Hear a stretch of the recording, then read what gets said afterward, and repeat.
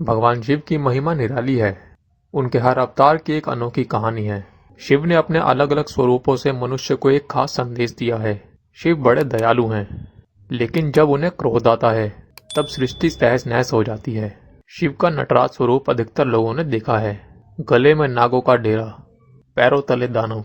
इस मुद्रा में वह क्रोधित होकर नृत्य करते हैं। पर नटराज के पैरों के नीचे कौन है, और यह नटराज के पैर के नीचे क्या कर रहा है, और उसका महत्व क्या है? तो चलिए जानते हैं। हम सभी ने भगवान शिव के नटराज रूप की मूर्ति देखी होगी। भगवान शिव के इस स्वरूप को सृष्टि के प्रथम नर्तक के रूप में भी जाना जाता है। धर्म ग्रंथों में भगवान शिव के नटराज रूप की व्याख्या की गई है। एक व्याख्या के अनुसार शिव के रौद्र तांडव को रुद्र कहा जाता है, जबकि शिव के आनंद तांडव को नटराज कहा जाता है। शिव जब रौद्र तांडव करते हैं तो सृष्टि का विनाश हो जाता है। वहीं शिव के आनंदमय तांडव से सृष्टि की उत्पत्ति हुई है। अर्थात भगवान शिव का नटराज स्वरूप निर्माण और विनाश दोनों का प्रतीक है।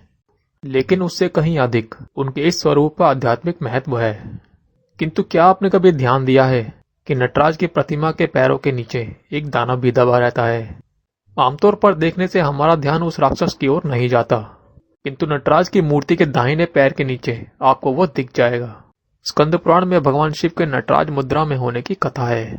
नटराज मूर्ति के पैरों के नीचे अपस्मार नाम का एक राक्षस है।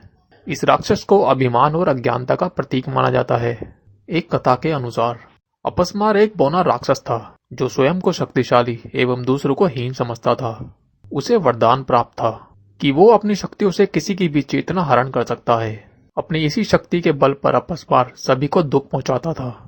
अपनी इस शक्ति एवं अमरता के कारण उसे अभिमान हो गया कि उसे कोई परास्त नहीं कर सकता।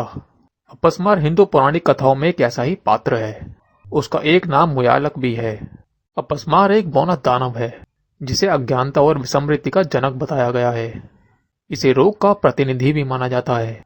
आज भी मृगी के रोग को संस्कृत में अपस्मार ही कहते हैं। योग में नटराज आसन नाम का एक आसन है जिसे नियमित रूप से करने पर निश्चित रूप से मृगी के रोग से मुक्ति मिलती है।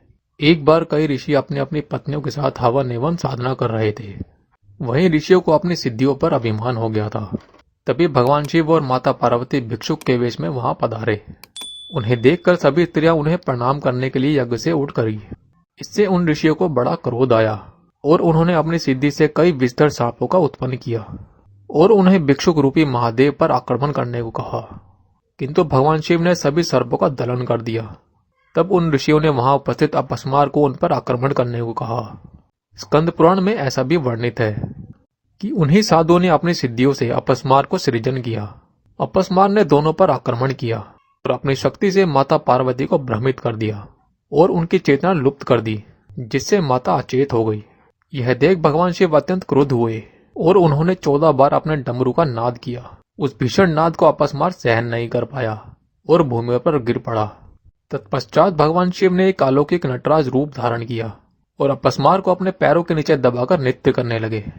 नटराज रूप में भगवान शिव ने एक पैर के नीचे उसे दबाकर तथा एक पैर उठाकर अपस्मार की सभी शक्तियों का दलन कर दिया और स्वयं संतुलित हो स्थिर हो गए।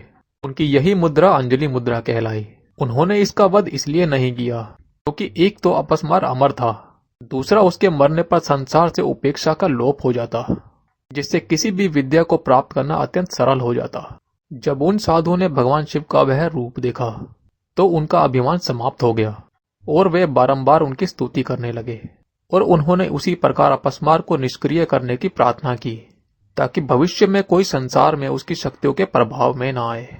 नटराज रूप में महादेव ने 14 बार जो अपने डमरू का नाद किया था, उसे ही आधार मानकर महर्षि पाणिनि ने 14 सूत्रों वाले रुद्राष्ट्राध्यायी माहेश्वर सूत्र की रचना की। तभी से भगवान शिव के नटराज स्वरूप को अज्ञान और अहंकार को नष्ट करने वाला माना जाता है। वह इस राक्षस को क्रोधित होकर मार भी सकते थे, मगर मुस्कुराते हुए अपस्मार पर चढ़कर नृत्य कर रहे हैं। वो नृत्य के आनंद में है जिसके पैरों तले अभिमान और अज्ञानता नाम का राक्षस कुचला जा रहा है। नृत्य करते भगवान शिव की नटराज प्रतिमा दर्शाती है संसार गति से भरा है। वैदिक काल से ही नृत्य भारतीय संस्कृति का अभिन्न अंग रहा है। ऋग्वेद में कई श्लोकों में इंद्र को ब्रह्मांड को निचाने वाला कहा गया है। आपको ये जानकारी कैसी लगी हमें अवश्य बताएं। साथ ही इस आर्टिकल के बारे में आपकी क्या राय है ये भी हमें कमेंट बॉक्स में जरूर बताएं। अगर आपको यह वीडियो अच्छी लगी हो तो इसे शेयर करें और ऐसे ही और इंटरेस्टिंग वीडियो देखने के लिए चैनल को सब्सक्राइब करना ना भूलें।